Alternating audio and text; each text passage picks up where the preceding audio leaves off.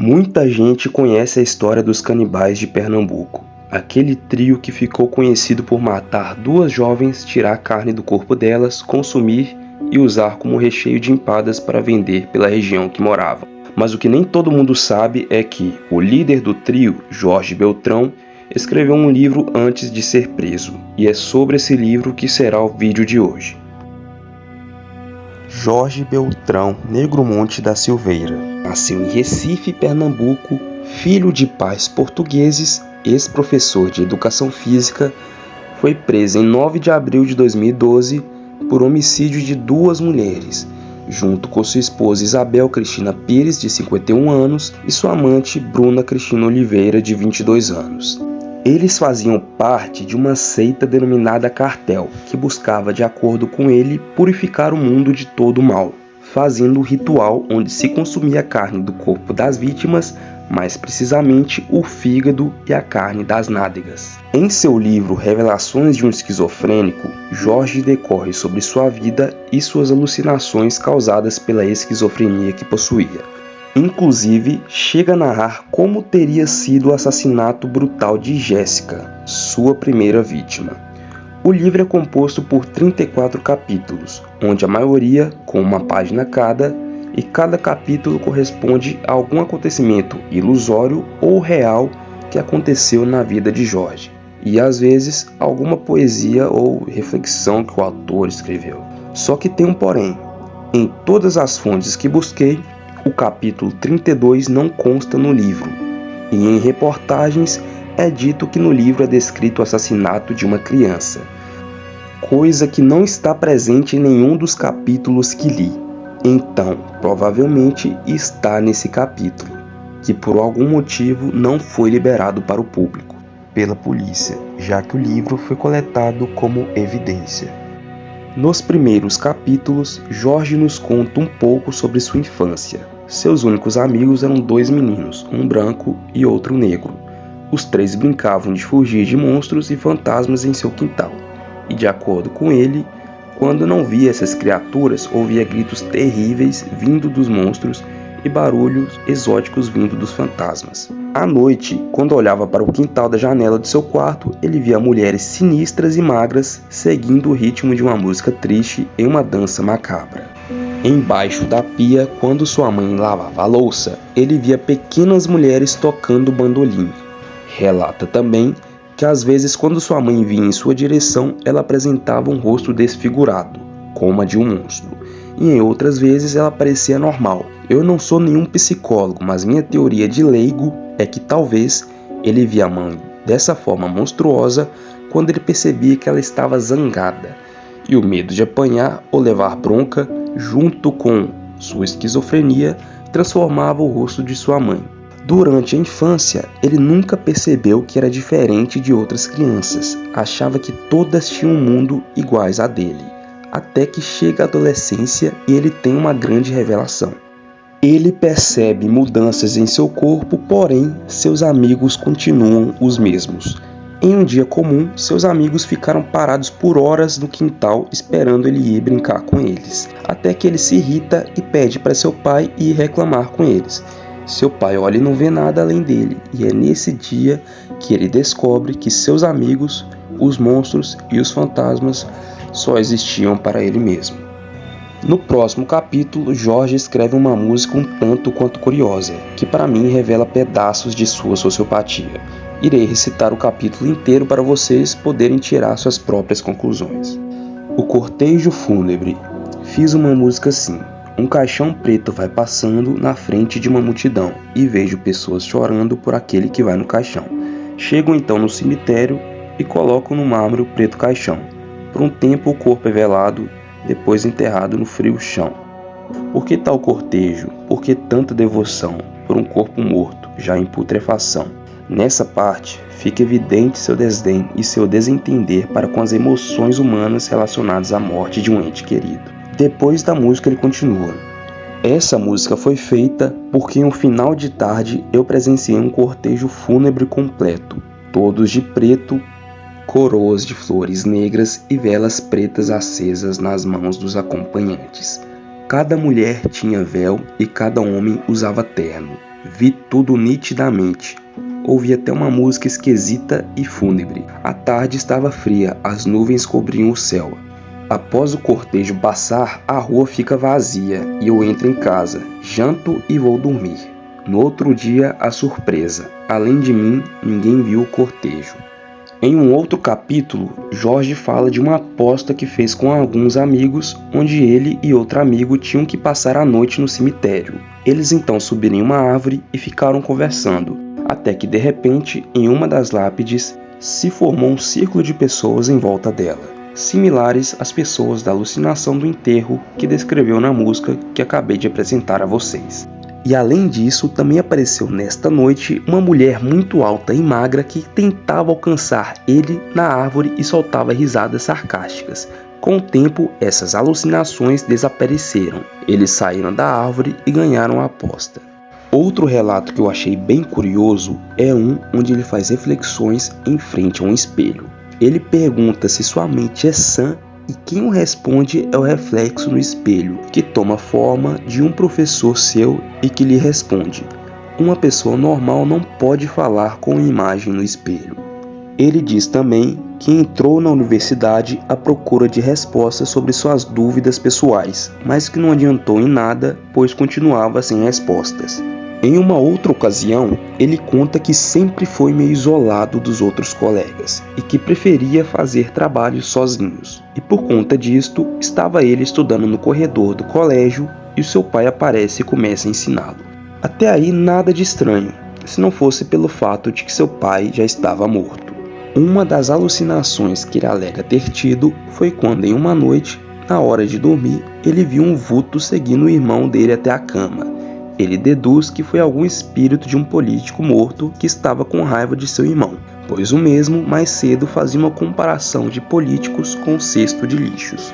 No próximo relato, ele conta sobre sua primeira crise psicológica, que aconteceu durante sua festa de casamento. Ele tinha se casado com Bel, que era o apelido carinhoso que ele chamava Isabel Cristina Pires, sua esposa e uma das integrantes do trio de canibais. Com medo do comportamento de Jorge, ela correu para a casa de um vizinho. Jorge então conta que ele só foi se acalmar depois que seus dois amigos de infância, que continuavam com a aparência de criança, e seu pai conversaram com ele. Após isso, teve um dia em que ele saía de um táxi e foi assaltado e reagiu. Então, ele alega que o assaltante disparou e acertou a sua cabeça. Porém, não acertou nenhuma parte vital, mas ele ficou 3 dias em coma. Ele conta que após isso as crises só pioraram e ele teve que ser internado em um manicômio algumas vezes. Em uma dessas internações, ele diz que uma psiquiatra do local, chamada Nevinha, pega ele pela mão e o leva até a parte de cima do estabelecimento. E a cada degrau da escada tinha uma poça de sangue. E ao chegar lá em cima, tinha um corpo de um segurança sem vida. E então a psiquiatra diz que ele foi culpado pela morte do segurança. Neste capítulo, ele diz que foi processado por esse crime, porém eu não achei nenhuma menção a isso na internet. Ou isso tudo foi um delírio dele, ou realmente aconteceu, mas não se tem registro em nenhum lugar. Apesar de diversas vezes ele falar sobre esse suposto processo, inclusive, em uma das vezes, ele conta que deu um murro na cara de um juiz e só não foi preso graças a seu advogado. E é a partir daqui que as coisas começam realmente a ficar estranhas. Depois de sair do hospício, ele começa a trabalhar como instrutor em uma academia, até que um dia, uma aluna que ele descreve como sendo uma linda mulata, de lábios carnudos e pernas torneadas, dá em cima dele e lhe rouba um beijo. E com o passar do tempo, ele se envolve cada vez mais com essa aluna e propõe um acordo entre ela e a sua esposa, passando os 3 a morar juntos formando um trisal. Quando li esse capítulo, eu achei que ele se referia à terceira integrante do trio e sua amante, Bruna Cristina. Porém, logo no próximo capítulo, ele relata que essa mulher desapareceu do nada. Então, ele pergunta a sua esposa o que tinha acontecido e ela lhe conta que essa mulher nunca existiu. Logo após, ele diz que contou para sua mulher em um restaurante que ele a amava, mas que como uma mãe. Diz ele que foi difícil para ela, mas ela aceitou. E depois de um tempo, ele conhece outra mulher chamada Ivanilda, tem relações com ela e dessa relação com ela nasce Jéssica Camila, que coincidentemente tem o mesmo nome de uma das vítimas do trio.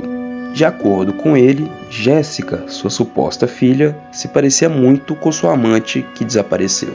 Um tempo depois, Jorge foi para João Pessoa, na Paraíba, para trabalhar em uma academia de seu amigo.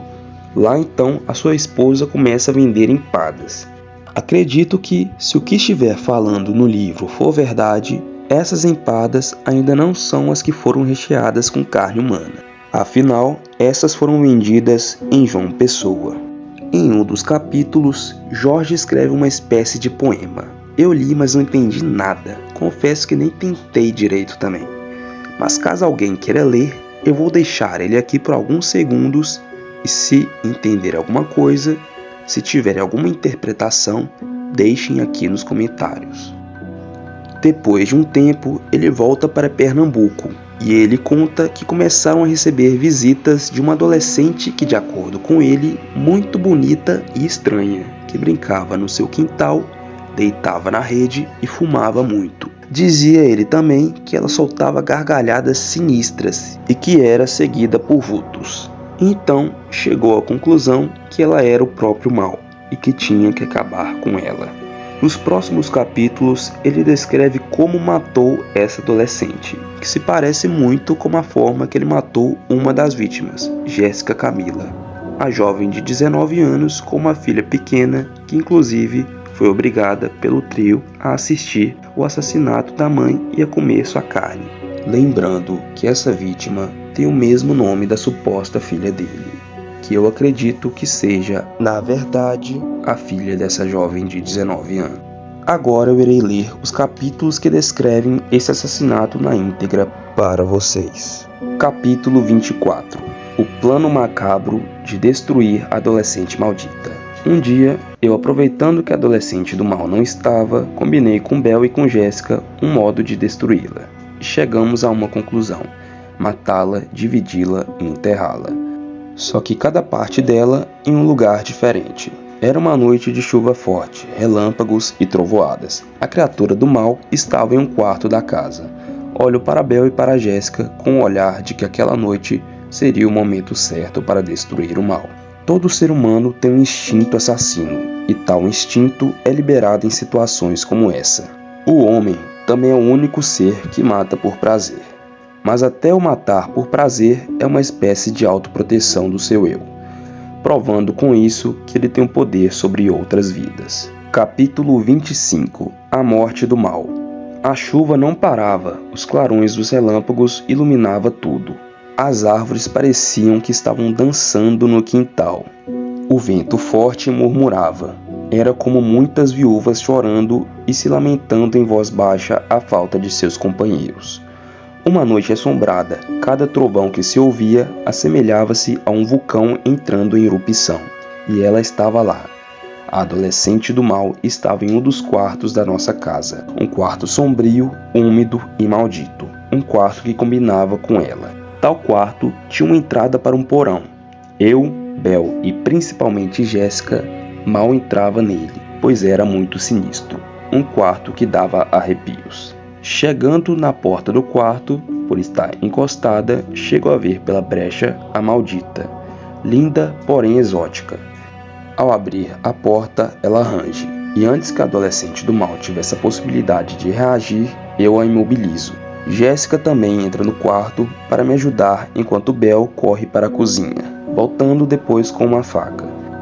Os gritos da adolescente do mal são ocultados pelos trovões.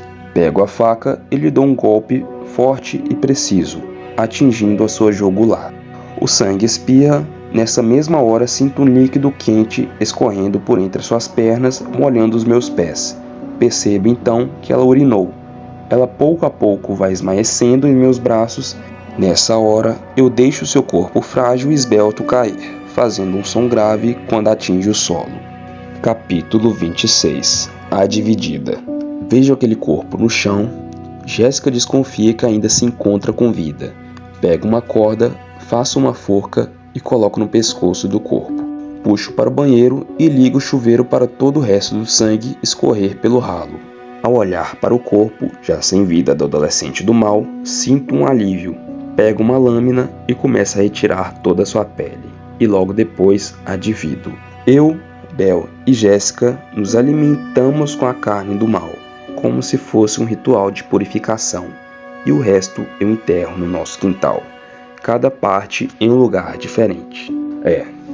Bem sinistro.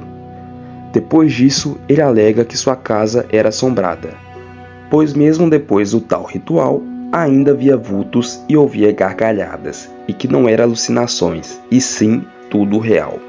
Então ele resolve se mudar de novo para Paraíba, pois segundo ele, não poderia viver em uma casa mal assombrada. Depois de um tempo, ele estava conversando com sua esposa, e ela lhe diz que a tal adolescente do mal nunca existiu, e sua filha também lhe disse a mesma coisa. A minha teoria sobre isso é que ele queria relatar realmente o que aconteceu no livro, mas como ele queria publicar o livro, saberia que se contasse a história como aconteceu, ele corria um grande risco de ser pego. Então ele resolveu usar a sua esquizofrenia e mudar alguns detalhes da história, para parecer que tudo aquilo que aconteceu não passou de delírios da sua mente doentia. Isso tudo misturado com alucinações de verdade. No final do livro, Jorge conta que foi absolvido daquele processo onde ele tinha assassinado um funcionário do hospício, que ele estava internado, e termina com a seguinte frase: "Tudo isso que revelei não sou eu nem ninguém, é apenas a minha mente."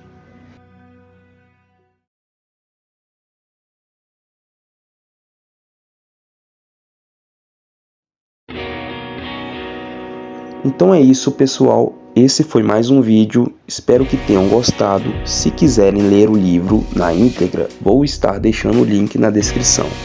Comentem o que acharem do livro, comentem também suas teorias sobre o Jorge, sobre o que vocês acham, se realmente ele tem esquizofrenia ou que é tudo uma farsa, deixem aí embaixo. Se inscrevam no canal, deixem seu like e até a próxima. Valeu!